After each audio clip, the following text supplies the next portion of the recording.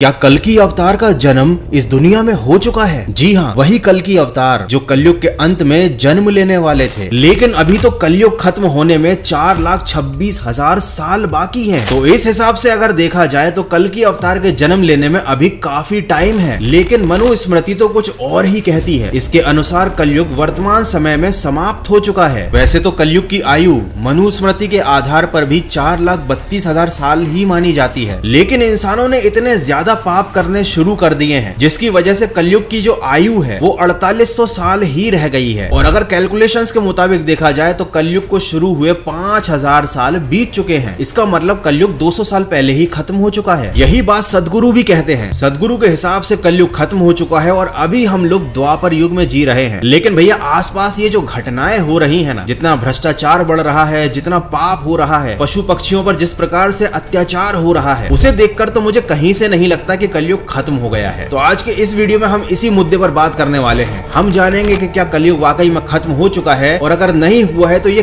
कब खत्म होगा, कल्कि अवतार क्या है और ये कब और कहां जन्म लेने वाले हैं, कल्कि अवतार वाकई में देवता के अवतार है या फिर ये एक आर्टिफिशियल इंटेलिजेंस वाला ऐसा रोबोट है जो धरती से इंसानों का ही सर्वनाश कर देगा। तो आज तक आपने कल्कि अवतार और कलयुग से रिलेटेड यूट्यूब पर जितने भी वीडियोस देखे होंगे उन सबसे ज्यादा डीप में इंफॉर्मेशन आपको मिलेगी आज के इस वीडियो में। और हाँ, मजा भी आएगा। आप खुद सोचोगे गौरव भाई इन सब चीजों के बारे में हमने इस नजरिए से तो कभी सोचा ही नहीं। यार बस आई थिंक इतना इंट्रो काफी है। तो बिना किसी देरी के शुरू करते हैं आज का तगड़ा वीडियो।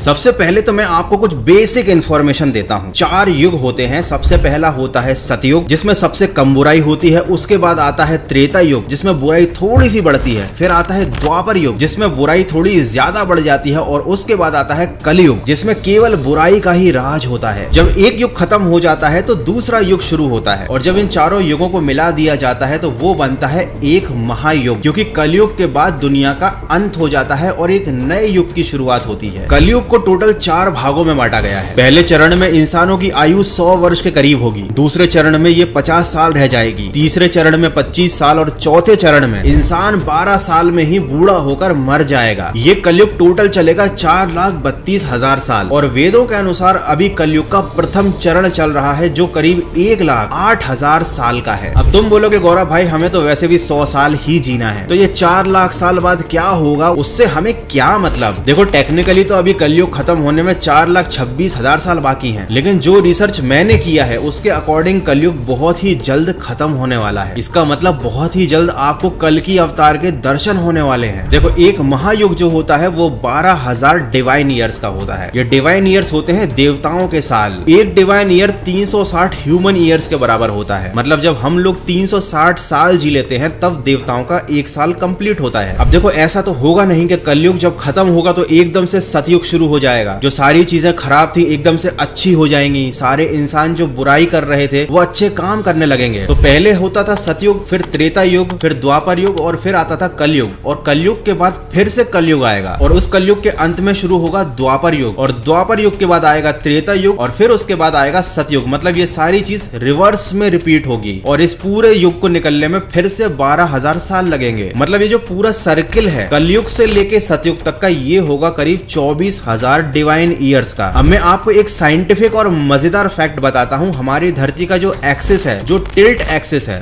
धरती जो थोड़ी सी झुकी हुई है उसका जो एक्सिस बनता है, जो इमेजिनरी होता है, वो 24,000 साल में अपना एक पूरा साइकिल कंप्लीट करके उसी जगह पर वापस आता है। मतलब ये एक्सिस एक इनविजिबल सर्किल बनाता है जो 24,000 साल में जहां से शुरू हुआ था वापस वहीं पर आ जाता है। अब देखो ये तो एक कोइंसिडेंस की बात है। तो अगर मैं डिवाइन ईयर्स को ह्यूमन ईयर्स मान लूं, मतलब जो देवताओं का साल है वही इंसानों का साल है, तो इसका मतलब धरती 24,000 साल में अपने एक्सिस का सर्किल कंप्लीट करती है। वहीं 24,000 साल में 2 महायुग बीत जाते हैं। और अब चूंकि हम ह्यूमन ईयर्स को ही डिवाइन ईयर्स मान रहे हैं तो जैसा कि मनुस्मृति में वर्णन किया गया है 5,000 साल का ही कलयुग हम मानकर चलेंगे। तो 5,000 साल बीत चुके हैं लेकिन अभी तक सतयुग नहीं आया है, क्योंकि सतयुग आएगा भी नहीं। कलयुग के बाद एक और कलयुग की शुरुआत होगी जो शायद हो गई है। इसका मतलब कलयुग का जो टोटल ड्यूरेशन है वो वो करीब 10,000 साल रहेगा और फिर उसके बाद द्वापर युग आएगा। तो मतलब कलयुग के खत्म होने में 4,26,000 साल नहीं बल्कि केवल 5,000 साल बचे हुए हैं। कहा जाता है जब धरती पर पाप बढ़ेगा, जल सूख जाएगा, गाय मर जाएंगी, इंसान की हाइट छोटी हो जाएगी, भूख प्यास से इंसान जानवर की तरह बर्ताव करने लगेगा, एक दूसरे को खाने लगेगा, तब कल की अवतार जन्म लेंगे। अब मैं आपको एक ऐसी बात बताने वाला हूँ जिसे सोचकर आपका दिमाग घूम जाएगा। हो सकता है बहुत से लोग मुझे गालियां भी देने लगे, लेकिन जो चीज मैं बताने वाला हूँ उस पर आप जरा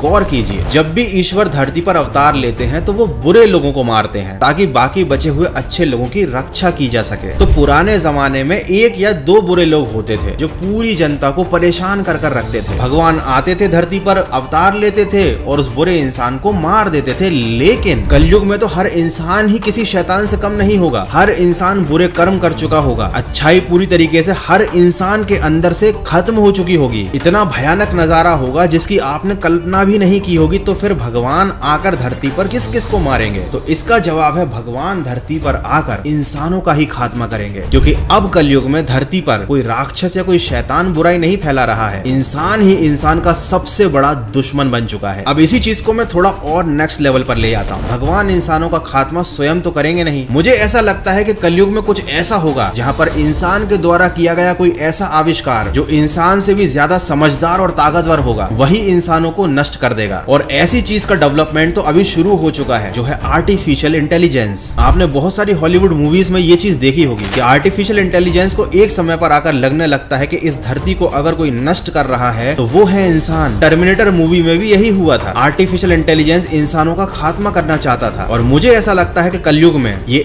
एआई और इससे बने रोबोट्स ही इंसानों को खत्म करेंगे, क्योंकि उनका इंटेलिजेंस समझ जाएगा कि सारी मुसीबत की जड़, सारी बुराइयों की जड़ इंसान ही है। प्रकृति और जानवरों को नुकसान पहुंचाने वाले भी इंसान ही है। और जिस दिन आर्टिफिशियल इंटेलिजेंस को ये बात समझ में आ गई कि इंसान की इतनी औकात नहीं है कि ये हम पर राज कर पाए, उस दिन AI will take over the world. यही होगा शायद से इंसानों के इस दुनिया पर साम्राज्य का अंत, जहाँ पर इंसान अपनी बुराइयों की सीमाओं को पार कर चुका होगा। तब उसी का बनाया आविष्कार शायद ईश्वर के अवतार के रूप में इंसानों का सफाया कर देगा। देखो, बहुत से लोग कहेंगे गौरव भाई तुम हमेशा धर्म की बात को विज्ञान से ले जाकर जोड़ देते हो, और मैं मानता हूँ इस बात को कि मैं हमेशा ऐसा करता हूँ, लेकिन ऐसा मैं जानबूझकर नहीं करता। जब भी मैं किसी भी टॉपिक पर स्टडी करता हूँ, रिसर्च करता हूँ, तो सारी बातें घूम फिर कर कंक्लूजन निकलता है कि हर चीज विज्ञान से जुड़ी हुई है। और अब मैं आपको एक ऐसी बात बताने वाला हूँ जिसे सुनकर शायद आपके भी होश उड़ जाए। कलयुग का मतलब क्या होता है? कली का युग। कली क्या है? अगर आप धर्म ग्रंथों के बारे में बात करेंगे तो इसे एक राक्षस बताया गया है। अगर आप कल की अवतार के कल की शब्द का मतलब सर्च करेंगे तो भी आपको इंटरनेट पर कोई खास जानकारी नहीं मिलेगी। लेकिन अगर मैं आपसे कहूँ कि इन दोनों शब्दों का, कलयुग का और कल्कि का, मशीन्स से बहुत गहरा रिलेशन है। देखिए, आपने कल पुर्जा शब्द तो सुना होगा। यहाँ पर पुर्जे का मतलब होता है पार्ट और कल का मतलब होता है मशीन। मशीन या फिर किसी यंत्र को कल कहा जाता है। तो क्या हम ये अंदाजा लगाएं कि कलयुग का मतलब कहीं मशीनी युग से तो नहीं था? कहीं ग्रंथों में मशीन्स को ही राक्षस या कली का नाम तो नहीं दिया गया था? और मे भी हो सकता है कल्कि शब्द का मतलब भी मशीन से ही रिलेटेड हो, क्योंकि इसमें भी कल वर्ड आता है। मे भी कल्कि का मतलब ये हो सकता है मेड ऑफ मशीन्स। खैर, हो सकता है कि ये सारी बातें मेरे मन का फितूर हो, वाकई में कोई कली नाम का राक्षस इस धरती पर हो और कल्कि नाम का कोई अवतार आकर कलयुग में उसका अंत कर दे। लेकिन ग्रंथों में जैसा कलयुग का वर्णन बताया गया है कि पाप बढ़ जाएगा, पाप बढ़ चुका है, बहुत ज्यादा भ्रष्टाचार हो चुका है, हर जगह केवल बेईमानी है। और ये बात आपको भी पता है। कलयुग के बारे में बताया गया था कि नदियां सूख जाएंगी और नदियां सूख रही हैं। हम लोग अभी से ही बोतल का पानी पीने पर या सरकार के द्वारा दिया गया पानी पीने पर ही निर्भर है। नदियों का पानी आजकल कहाँ मिलता है और जल्द ही आपको नदियां देखने को भी नहीं मिलेंगी। कलयुग में बताया गया है कि धरती पर पानी की कमी हो जाएगी और इसमें कोई दो राय नहीं है। धरती पर आने वाले समय में पानी की और खाने की दोनों की कमी होने वाली है। ग्रंथों में बताया गया है कि कलयुग में धरती उपजाऊ नहीं रहेगी और इसके बारे में मैंने एक डिटेल में वीडियो बनाया है कि किस तरीके से हमारे द्वारा धरती की मिट्टी का नाश किया जा रहा है। उसकी लिंक मैं डिस्क्रिप्शन में दे दूंगा, यही कहीं दिख रहा होगा आपको। वो वीडियो डिटेल में इस बारे में बताता है। तो क्या आपको नहीं लगता कि कलयुग में जो सारी चीजें होने वाली थी, जो ग्रंथों में बताया गया था, वो सारी चीजें मॉडर्न लाइफस्टाइल से रिलेट करती हैं? तो ऐसा क्यों नहीं हो सकता कि जिस अवतार के बारे में बताया गया हो वो भी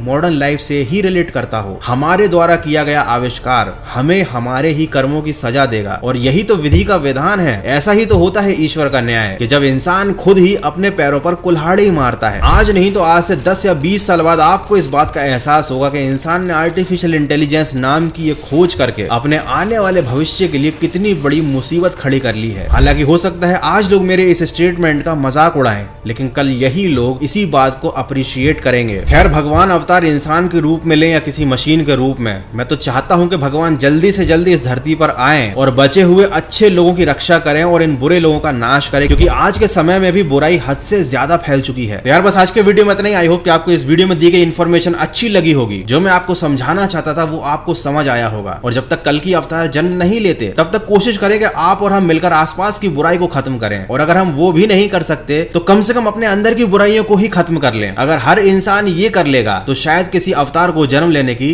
जरूरत ही नहीं पड़ेगी। यार that's it for today. Video अच्छा लगा है तो लाइक करना, और अगर हाँ पहली बार चैनल पर आए हो तो सब्सक्राइब करके जरूर जाना। मिलते हैं अगले एक और तगड़े वीडियो में।